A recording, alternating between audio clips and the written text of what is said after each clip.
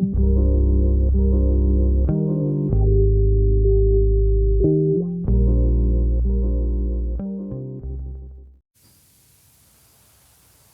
spent the next week hiding away in my apartment, too scared to interact with either of them. I knew having separate condos was going to come in handy one day. I'm not ready to face this yet. And I know eventually one of them is going to come looking. I rubbed the fading bruise on my neck thoughtfully. I'm exhausted. It's nights like this that make me miss that skin-to-skin contact we used to have. Her hands definitely knew their way around. Even now, as guilty as I feel and as wrong as it is, I still find myself thinking of her in that way. Maybe it didn't mean anything to her. I've been trying to tell myself that she was just drunk, that we both were. But the more I think about it, the harder it is to actually see her drinking anything. When I saw her in that booth, she was already drinking water. And when she sat next to me at the bar, she just stared at me weirdly, never ordered a single thing. She always was so serious and responsible. It's annoyingly attractive. She never drank outside of her home, especially not alone. Never really went anywhere alone, if she could help it. I hate that I even still remember little things like that about her. Her little habits and quirks.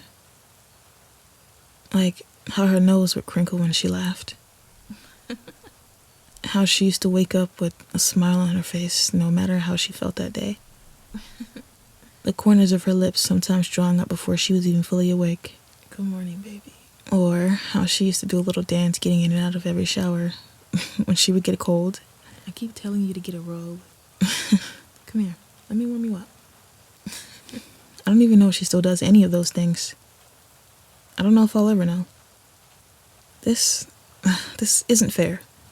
She's probably off, not even thinking about me. Happy with whichever fling of the week. But here I am, still hung up over nothing. She's not even the fling type. Says she values her body too much to do that. But she'd probably just do it to spite me. She's not the spite type either. But I just hate the idea that someone else is out there enjoying what I had. Something that was so special and sacred and solely for me is now gone. But I really shouldn't though, right? Like, I have a happy home already. Is it really all worth sacrificing? If I decide to pursue this, am I really prepared to lose everything that I had? I'm not sure I can give my heart to someone who can just up and leave again. I mean, I could have reached out and stayed in touch, but I couldn't do it. Not as just friends. I would have been torturing myself. She could have reached out to me too, I guess.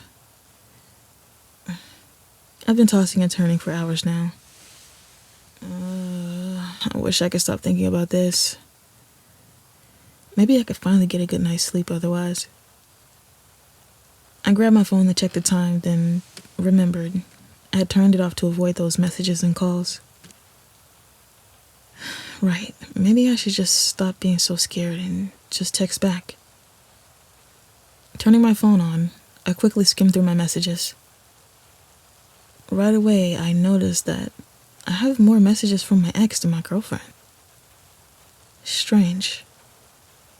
I did tell her not to worry though, so maybe that's it. I spent a few more minutes scrolling through messages until I hear the buzzer going off. Someone's at the door. Shit. My heart immediately sinks. Oh, no, I'm not ready. I haven't even come up with what I want to say yet. I'm hardly even dressed. I look down frantically at my body, only clad in sleek black boy shorts. Quickly, I get up, throwing a silk robe over my half-naked frame, before padding to the living room to hit the button. The buzzing stops, but my heart is beating louder by the second. I don't know if I didn't bother to or just couldn't remember to check the intercom camera. If I had, then maybe my heart wouldn't be beating so fast. The suspense is killing me. After a few moments, I heard the heavy footsteps of boots in the hallway. Shit, it has to be her. My heart was hammering so fast and my ears started to ring slightly.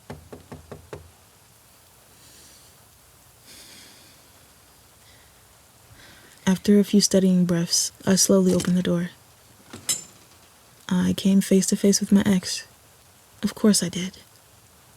She always showed up to my place unannounced if I even went hours without texting back. It's been a whole week.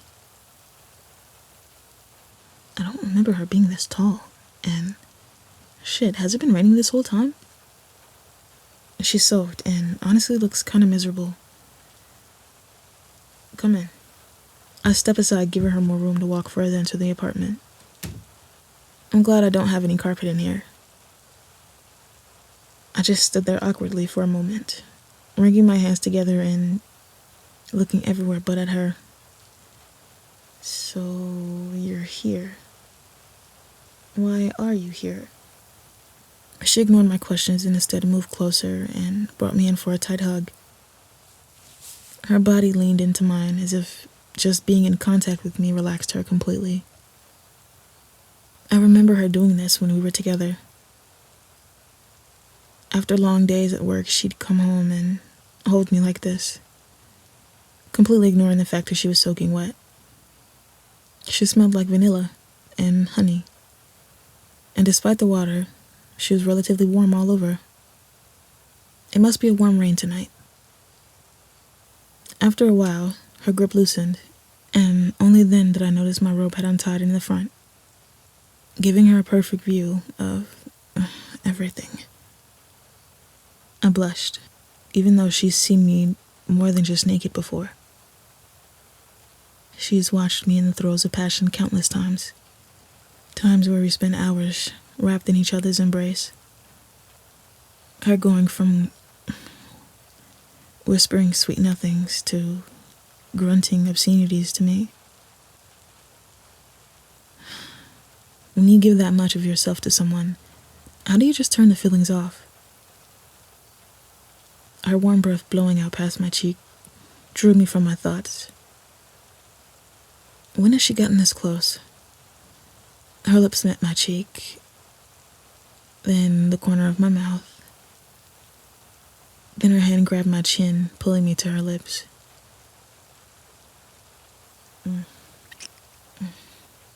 The kiss was short, but spoke 1,000 words. Her hands unconsciously stroked my sides, like she used to when she sensed that I was stressed or couldn't sleep. I don't even think she realized she was doing it. I began to retie my robe to at least somewhat try to hide my body's reaction to her. Her knowing smile made me blush and gave me butterflies. I felt all shy all of a sudden, like we just met. But I like this. It's familiar and homey. She's always taken really good care of me. I don't want to fight it anymore. I made my choice the second we locked eyes again in that club. Grabbing her hand, I led her back to my bedroom. I really hope I'm making the right choice.